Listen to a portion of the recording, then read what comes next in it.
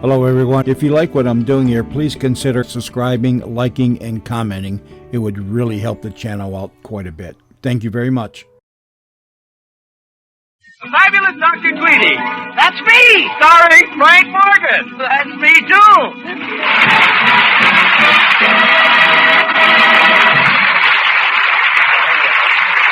Ah, yes, once again, it's Frank Morgan time, and here he is, Frank Morgan. Well, yes, good evening. I've been noticing the new styles in women's clothes, and they certainly are revealing. They're getting so abbreviated that they're going to start printing the fashion magazines in pocket size. I don't know how they do it, but every year the slacks get tighter. I saw one girl whose slacks were so tight her eyes were popping out further than mine. Now, if you'll excuse me, I'll just go slip into my jerkin.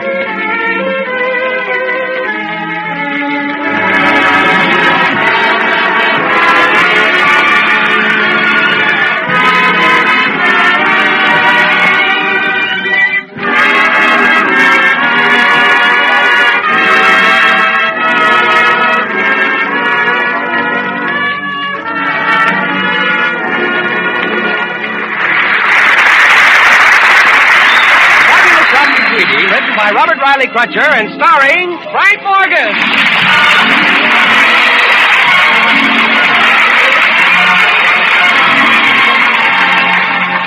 Dr. Thaddeus Q. Tweedy, professor of philosophy and dean of Potts College, has devoted a great deal of his leisure time to the study of psychology.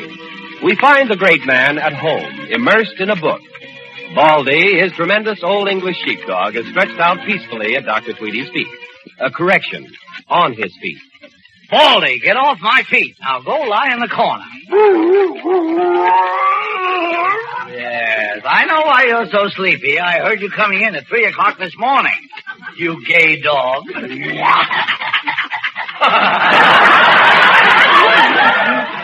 Just a wolf in sheepdog's clothing. No. I know somebody's at the door, Baldy. Stop pointing. Hello, Tweedy. Roll out the plush carpet and toot your trumpet. Here's the sister Apopolis, you lucky man. Yeah. Well, come in, Mrs. Apopolis. As the poet says, the merry but unlooked for guest full often proves to be the best. You said it, kiddo. I'm your neighbor, and you should love your neighbor. Well, I'm so gorgeous. How can you hold yourself back? Sheer willpower. Let me take your things. Your coat, your gloves. Mrs. Apopolis, what a ravishing babushka you have. Now, wait a minute, Sport, not so fast. What's this babushka? Well, I was referring to your shawl. It's all right with me, Kitty Dumpling. Apopolis, it's hot today. Oh, sure. I feel so good today. I want to kiss everybody. Come here, Tweedle, my sweet lamb. No. To crash into pieces. No, please, Apopolis wants a kiss. No, Mrs. Apopolis, please. You should be more demure. Kiss me, you're the merrier.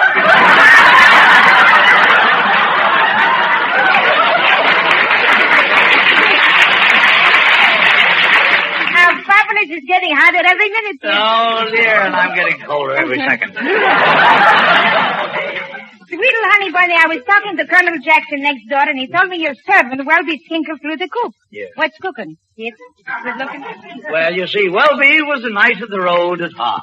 And in the spring, a hobo's fancy lightly turns to thoughts of freights. He's gone. Yes, I'll miss the patter of his big flat feet around the house.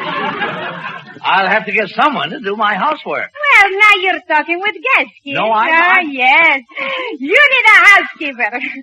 Apopolis is single, unmarried, and a lady bachelor. Here's a pillow, sweet boy. Get down on your knees and start proposing. Proposing? Isn't there an easier way to get the housework done? Sweet, look at all you're getting. 200 pounds of gorgeous woman in full bloom. Gone to seed.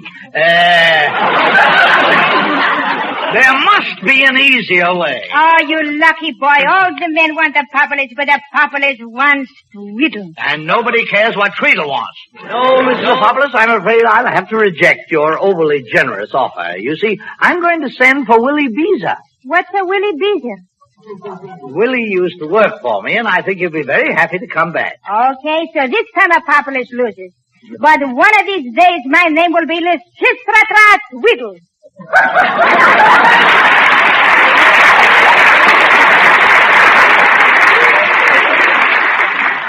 Yes, and my name will be Mud. Now, if you'll excuse me, Mr. Apopolis, I suddenly remembered an urgent appointment in my office.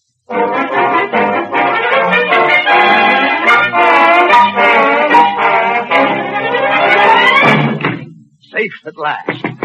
Oh, no, she followed me. Well, good afternoon, Dr. Tweedy, sir. Oh, it's only you, Colonel. Come in, come in. Close the door. Mrs. Apopolis is loose. Now, what's on your mind, Colonel? A very serious problem, Dr. Tweedy. Well, sit down, Colonel. No, not that chair. Not that one. This one. This faces south. Thank you, sir. Thank you. You are unusually considerate for a Yankee, sir. Oh, balls of fire. Look who's calling whom a Yankee. I'm as southern as a pecan praline. Yes, sir. And a pecan praline is full of nuts. I'm very busy, Colonel. What's your problem? Sir, I took the liberty of making an appointment for you with a certain young lady in my chemistry class. Yeah? She'll be along in a minute. Her name is Georgia Genevieve Culpepper. Oh, yes, Culpepper. I remember her. Her beauty is most distracting, sir. Yes. Her features are as delicate as a sweet magnolia bud shyly open in the jasmine-scented moonlight. Yes, I've heard that. She reminds me of honeysuckle blossoms and Spanish moss gracefully hanging from the cypress trees and swaying in the soft, warm breeze. She's from the South, you know. Yes, that Southern belle has a familiar ring. She comes from one of the South's most aristocratic families, sir. Yeah. The Gooper Junction Culpeppers. Oh, Gooper. Dr. Tweedy, something's troubling her. Yeah. She can't keep her mind on her studies. Well, as a teacher, that should hardly surprise you. Well, I'd like you to have a little talk with her, Dr. Tweedy. Yeah. You have an extensive knowledge of young people and their psychology. Well, now, don't worry, Colonel. I'll be glad to have a talk with her. I'm familiar with these situations and their psychological repercussions. It could be an inferiority complex.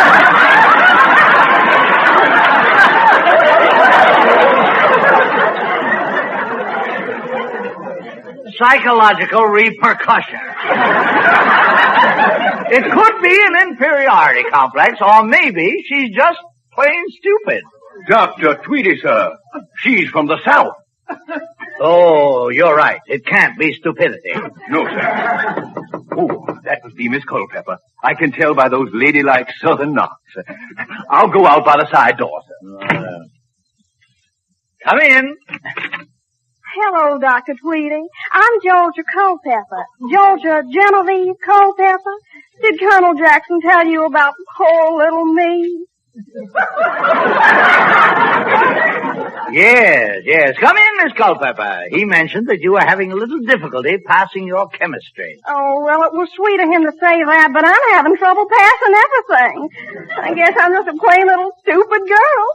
You? Stupid? Oh. Anyone could look at you and see that that you have... You're obviously very intelligent. Oh, well, thank you, Dr. Tweedy. I think you're the sweetest man this side of Goober Junction. So few men appreciate my mind. Mine? Miss Culpepper. Oh, call me Georgia. It puts me at ease. As long as we're going to have a little talk, you want me to be at ease, don't you? Miss Culpepper, I'd rather you didn't relax too much. Now, tell me why you can't study. Oh, I don't know. Every time I open a textbook, my mind just wanders right out the window. Yes, well, not so fast. I'd like to make some notes. Now, where does your mind go? Over to the gymnasium where all the boys are running around those cute little old track suits. Oh, dear, yes. Well, it can't be that simple. Your problem must be something deeper. It's quite possible you have an inferiority complex. Oh, yes, Dr. Tweedy. Yes. Whenever I'm out with a boy, I always feel so inferior. You do? But they like me like that. That's why they're always besieging me for dates. Yes, well, I'll make a note of that. Slightly inferior complex. But let's go deeper. Psychology teaches us that if you can't concentrate on one thing, you must be thinking about something else. Well, I declare I spend all my time concentrating on my studies and on how I can get some handsome boy to help me study. Yes, well, going to try a very simple psychological test. Now, I'll say a word, and you answer by saying the first word that pops into your head. Your answers will give me a clear picture of what's on your mind. Now, here's the first word. Birds. Please? Animals. Wolf. Moon. Convertible. Warm. Arms. Boy. Neck. Oh, yeah. Well, Dr. Tweedy, I just don't know what to do about it, Bill. Yes, well, I can figure out the rest. I know what's keeping you from concentrating. You have an inferiority complex. Oh, Dr. Tweedy, you're wonderful. And all this time I was afraid it was boys. Yes, well, you interested in boys? I assure you it's an inferiority complex. Oh, that sounds so romantic. What's the treatment for that?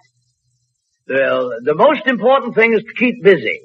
What you need is a job that'll take every minute of your spare time. Dr. Tweedy, you don't have a secretary, do you? No, I don't. You see, I write, I do. No, absolutely not. I wouldn't consider it. Dr. Tweedy, Colonel Jackson assured me you'd help me in every way you could. Well, yes, I'd like to, but I don't Then need I'll go right over and tell him how you cured me of my trouble by hiring me as your secretary. But I haven't. I didn't. You shouldn't. Oh, here's a great big kiss for you. No, you. Goodbye. I'm going right over and tell the Colonel, then I'll be right back. Yeah, but Miss Culpepper, no, come back here. I didn't mean it. Don't tell the Colonel. Tweedy? Easy. What are you afraid she'll tell the Colonel? Oh, hello, Mr. Potts. Excuse me, I'm chasing Miss Culpepper. So I see. It looks like fun. Do you mind if I join you?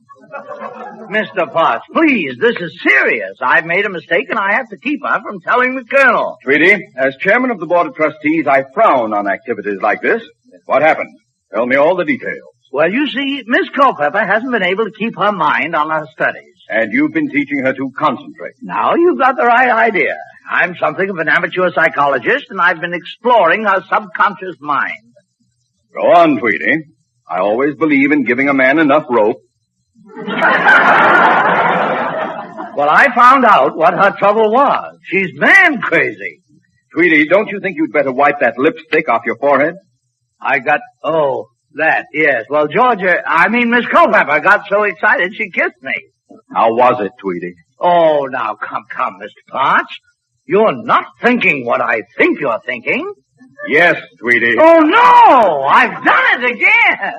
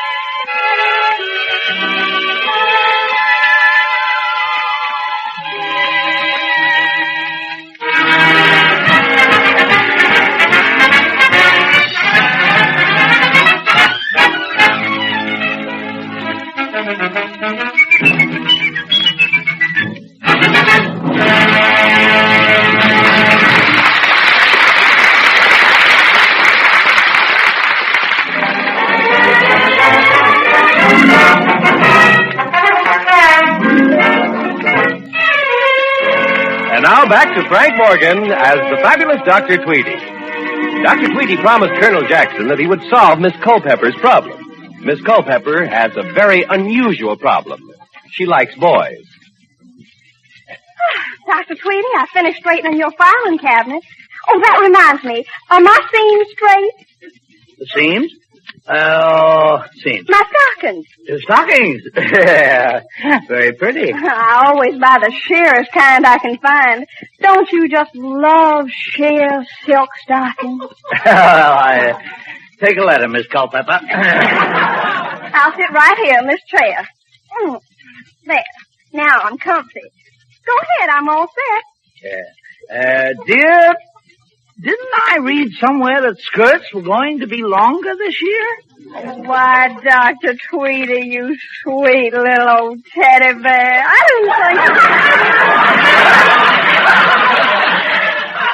didn't think you noticed things like that. Well, I try not to. But you are right. The skirts this year are going to dip low in the back, but they're shorter in front. Yeah, well, you're right in style. You say the sweetest thing.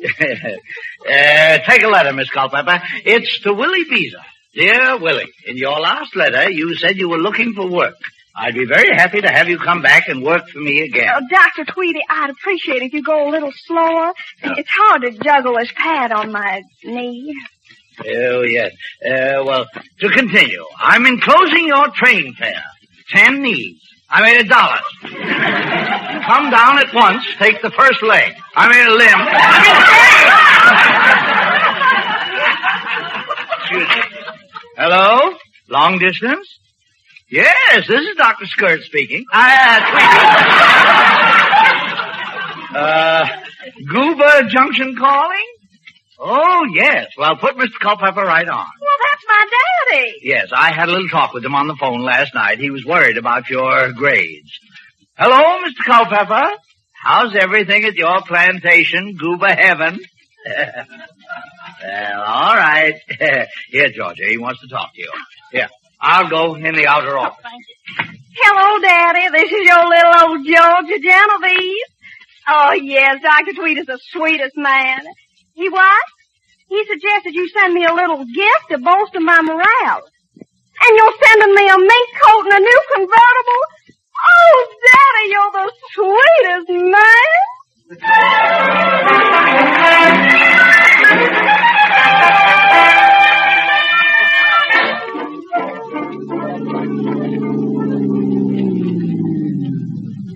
Yoo-hoo, Colonel Jackson. Can I give you a lift somewhere in my brand new convertible? Miss Culpepper. Well, I didn't recognize you all decked out in that expensive mink coat. Oh, Colonel Jackson, it was wonderful of you to get me that appointment with Mr. Tweedy. Why, it's changed my whole life. I mean, it's so much fun being his secretary. I'm afraid I'm beginning to understand what you mean. And furthermore, if it weren't for Dr. Tweedy, I wouldn't be sporting this mink coat and new convertible.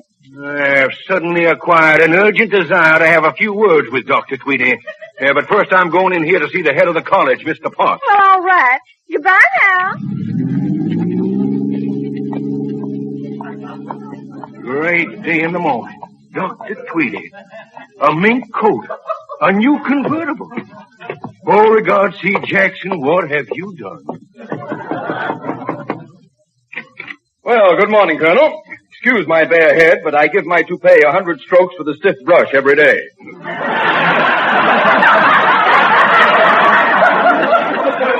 Makes the hair glossy. Sir, have you seen Miss Culpepper? Have I? Why do you think I'm brushing my toupee?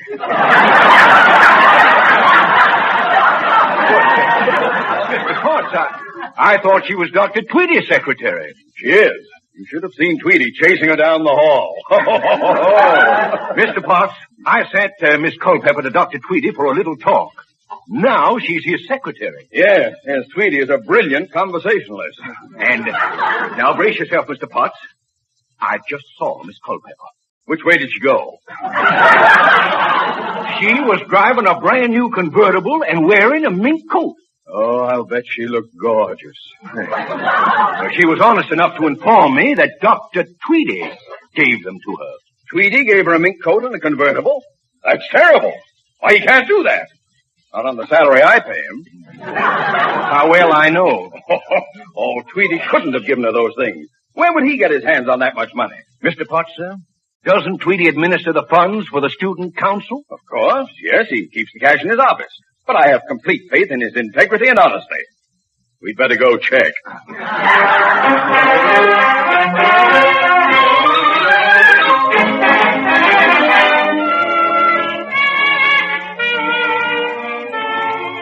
You sent for me, Mr. Potts?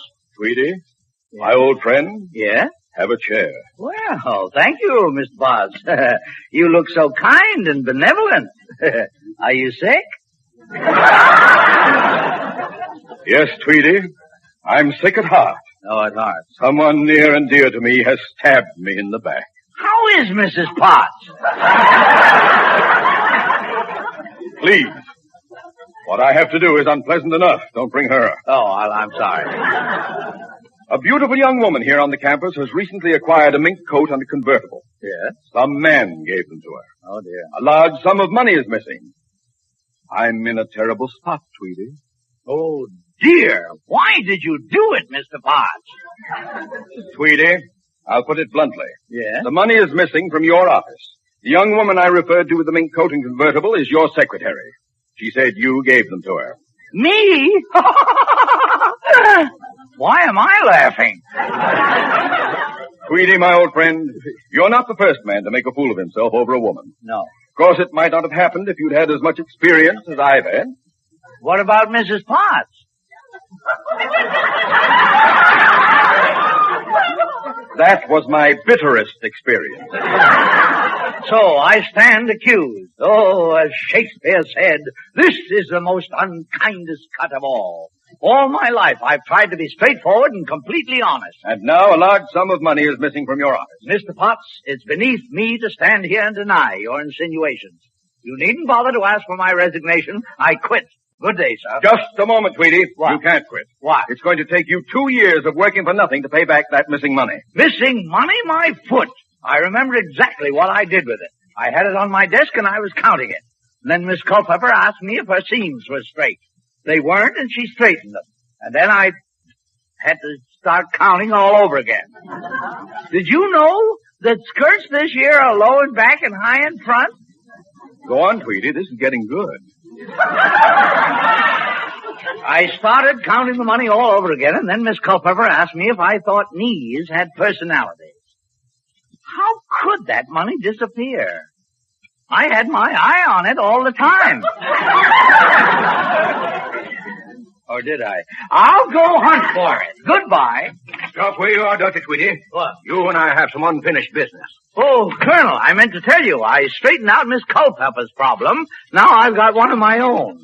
Mr. Potts thinks I gave her a mink coat and a convertible. She told me you gave them to her. Oh, she did? Where is Miss Culpepper? There's no hurry to find her, Dr. Tweedy. Yes, there is. No, besides, it's bad luck to see your bride before the wedding. My bride? Before the... I don't... Culpepper... No! Oh, yes. Tweedy, you lucky dog. Miss Culpepper is a southern gentlewoman. And in the South, when a man gives a woman a mink coat, his intentions are honorable. But my intentions The minister will be here any minute. I don't care. And this bulge in my pocket is my dueling pistol. Oh, no! A dueling pistol wedding? Tweedy, let me be the first to congratulate you. I'll answer it. Hey, here I am, Dr. T. Willie Beans, and I'm ready to go to work. Oh, yes, Willie. I can't talk to you now. I'm in a lot of trouble. Yes, sir, you're the same Dr. Tweedy. Things ain't changed a bit. Well, we'll discuss that later, Willie. I got a strange feeling I know why you was in trouble. No, you mustn't. Whatever you know, keep it quiet. The sink's full of dirty dishes. Go home and wash them, and here's the key. Yes, I'm glad you give me this job. Well, I didn't expect you to send me $2,800 train fare, you know. If this is inflation, I love it. $2,800? But I only sent you $10. Well, this $10 makes the biggest pile I ever seen. Look at all these artistic green etchings here. Tweedy, that must be the missing money. Then you didn't take it. Of course I didn't take it, and I've been wounded to the quick. by the aspersions you've cast upon my integrity. Oh, my goodness. You know, I just know that money had something to do with the trouble he was in. Yes. Miss Culpepper got me confused while I was counting it, and I must have sent it to Willie Beezer by mistake. Tweedy, please accept my deep bow of apology. Yeah. Oops. Here's your toupee, Miss Potts. Yes, well, here the money, Dr. Tweedy. My God, it was lovely to hold, you know. $2,800. And as for your insinuations, Colonel, without the money, I couldn't have purchased those gifts from Miss Culpepper. He's right, Colonel. But, oh, Tweedy, it was fun watching you squirm.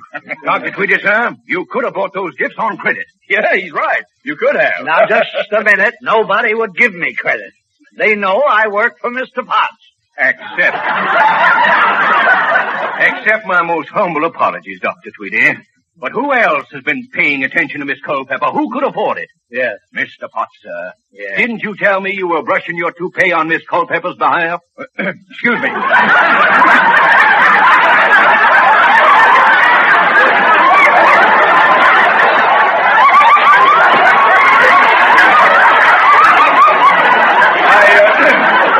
I suddenly remember an urgent board meeting. Mr. Potts, sir.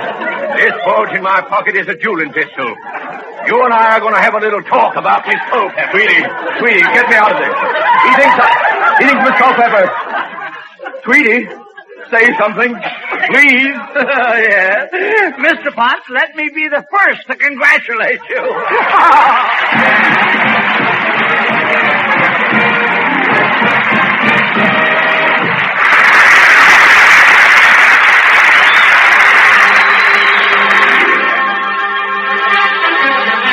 This is the United States Armed Forces Radio Service, the voice of information and education.